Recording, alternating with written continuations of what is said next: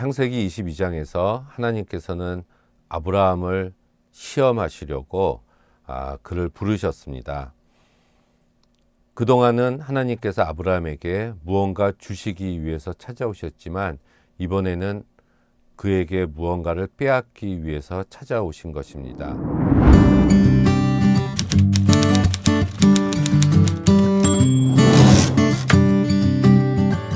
근데 그 중에서도 가장 중요한 것, 가장 소중한 것을 뺏으러 하나님께서 오셨습니다.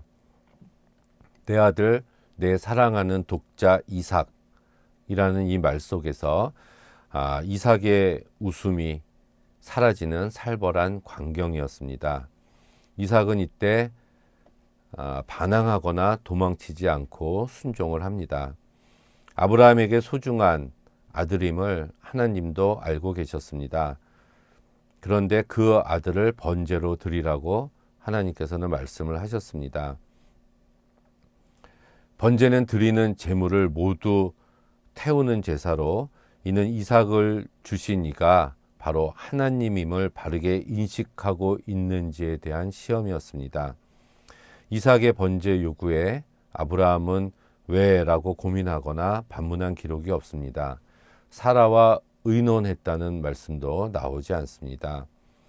100세 얻은 이삭은 아브라함의 능력으로 얻은 것이 아니라 하나님의 은혜로 주어진 것이었습니다. 그래서 그 소유권은 전적으로 하나님에게 있었습니다.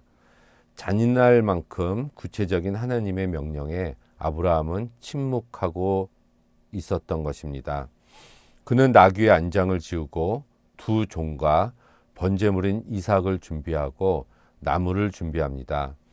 그런데 일반적인 순서는 먼저 종들에게 장작을 패게 하고 나귀의 안장을 얹고 이삭을 불러들이는 것이 일반적인 순서입니다.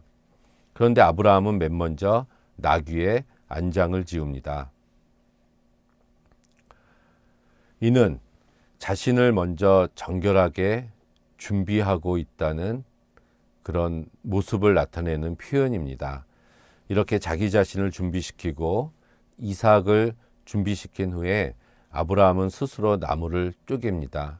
수백 명의 종을 호령하던 늙은 주인이 자기 힘으로 나무를 쪼개고 있는 모습입니다. 심장을 쪼개는 듯한 고통을 감내하면서 속으로 울면서 나무를 쪼개고 있습니다. 이 나무를 다 쪼갠 아브라함은 흔들리는 마음을 추스르고 아들을 사랑하는 깊은 애정과 고통으로 눈물을 흘리면서 나무를 쪼갠 후 이삭을 부릅니다. 그리고 이 일이 끝나자 망설임 없이 지체 없이 바로 길을 떠납니다. 사흘길, 그것은 장래 행렬과 다름이 없는 고통스러운 침묵의 길이었습니다. 이삭을 번제로 드리기로 마음먹고 떠난 그 순간 이미 이삭은 죽은 것이나 다름없기 때문입니다. 두 사람이 동행하더니 아버지 아브라함과 아들 이삭은 지금까지 동행하면서 같이 살아왔습니다. 그러나 잠시 후에 벌어질 번제 행위로 인해서 이 둘은 곧 분리될 것입니다. 7절과 8절은 창세기에 나오는 두 사람과의 유일한 대화를 기록하고 있습니다. 내 아버지여, 내 아들아, 여기 있노라. 불과 나무는 있거니와 번제할 어린 양은 어디 있습니까?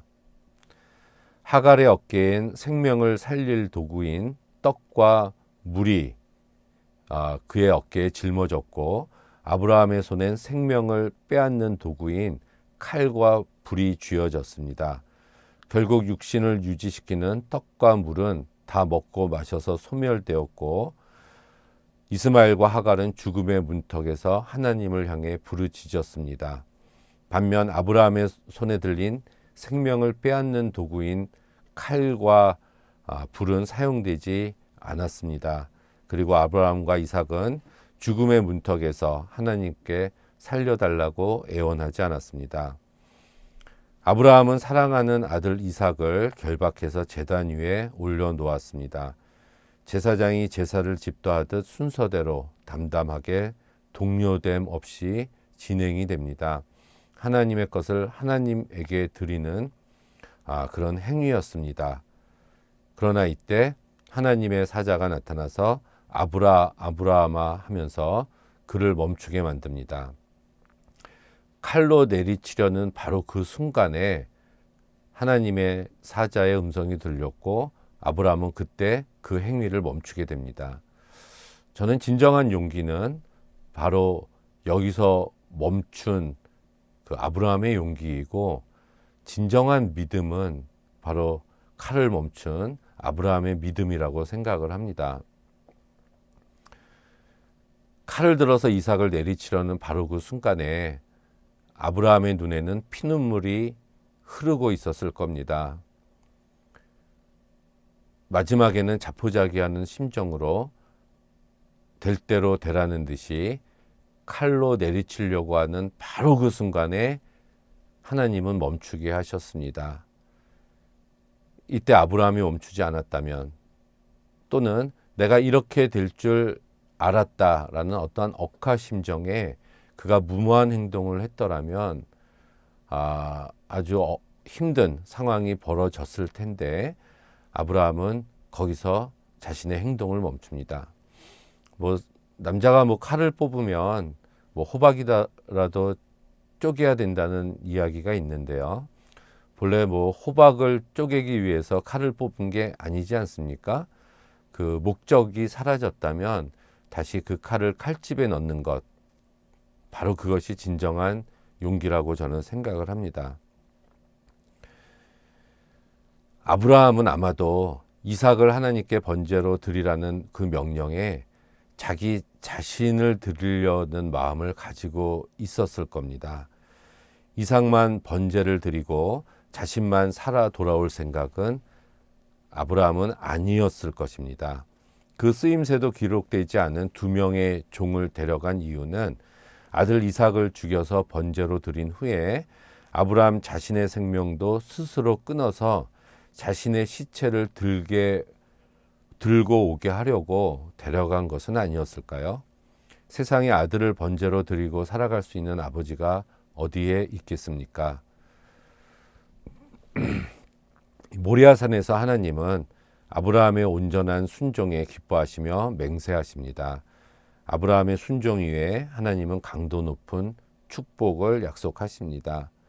이 사건으로 인해 아브라함은 하나님의 신뢰를 얻었지만 사라를 잃었고, 또 아들 이삭과도 오랫동안 떨어져서 만나지 못하게 됩니다.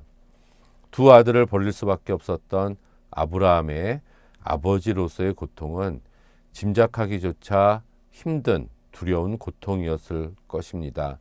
그러나 그 아버지의 고통을 두 아들이 그 고통을 알아줄 리도 만무합니다. 자신의 고통과 상처가 너무 커서 온통 자신의 아픔만이 중요하지 아버지의 고통 따윈 돌아볼 여유도 없었을 것입니다. 사람들은 자기를 버리는 믿음에는 관심이 없고 자기를 세워주는 믿음에만 관심이 있습니다. 믿음을 가진다는 것을 무엇을 얻겠다는 욕망과 혼동할 때가 많이 있습니다. 하나님이 주신 복에 마음을 빼앗겨서 하나님보다 복을 더 사랑하기 때문에 생기는 혼란입니다. 그 누구도 시험을 좋아하거나 즐거워하지 않습니다. 그럼에도 불구하고 시험은 반드시 필요합니다. 왜냐하면 시험을 치르고 나서야 자신의 실력, 위치, 믿음을 파악할 수 있기 때문에 그렇습니다. 아브라함의 시험도 시련에 빠뜨려서 곤경에 처하게 하기 위한 것이 아니었습니다. 야고보서 1장에 보면 내 형제들아 너희가 여러 가지 시험을 당하거든 온전히 기쁘게 여기라. 이는 너희 믿음의 시련이 인내를 만들어내는 줄 너희가 알미라. 인내를 온전히 이루라. 이는 너희로 온전하고 구비하여 조금도 부족함이 없게 하려 함이라. 아브라함을 믿음의 조상으로 만들기 위해서 75세부터 지금까지 40여 년 동안 시험을 통해서 하나님께서는 그를 훈련시키신 것입니다. 시험을 참는 자는 복이 있나니 이는 시련을 견디어낸 자가 주께서 자기를 사랑하는 자들에게 약속하신 생명의 면류관을 얻기 때문이다. 믿음을 가진 사람도 병들어 죽을 수 있고 실패와 좌절을 맛볼 수 있습니다. 사업하다 망할 수 있습니다. 축구 시합에서 항상 이기지도 못합니다. 고통의 과정을 거치지 않은 성숙은 있을 수가 없습니다. 오랜 세월 동안 아브라함의 부족한 믿음의 행위 속에서도 하나님께서는 참고 기다려 주신 것입니다.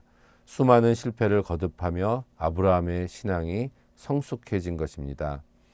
성숙한 믿음이란 흔들리지 않는 믿음이고 받았을 때만 아니라 줄 때도 흔들리지 않는 것입니다. 건강할 때만이 아니라 병들었을 때도 흔들리지 않는 것입니다. 하나님이 주신 것을 다 가져가신다고 해도 흔들리지 않는 것이 진정한 믿음입니다. 믿음이란 나를 포기하고 하나님을 바라보는 것입니다. 모리아로 가는 길에 아브라함은 끊임없이 자기를 포기하고 자기를 죽이고 하나님만 바라보았을 것입니다. 온전한 믿음은 자신의 가장 소중한 것을 드리는 것, 곧 자신을 드리는 것입니다. 그러므로 형제들아, 내가 하나님의 모든 자비하심으로 너희를 권하노니 너희 몸을 하나님이 기뻐하시는 거룩한 산 제물로 드리라. 이는 너희가 드릴 영적 예배니라.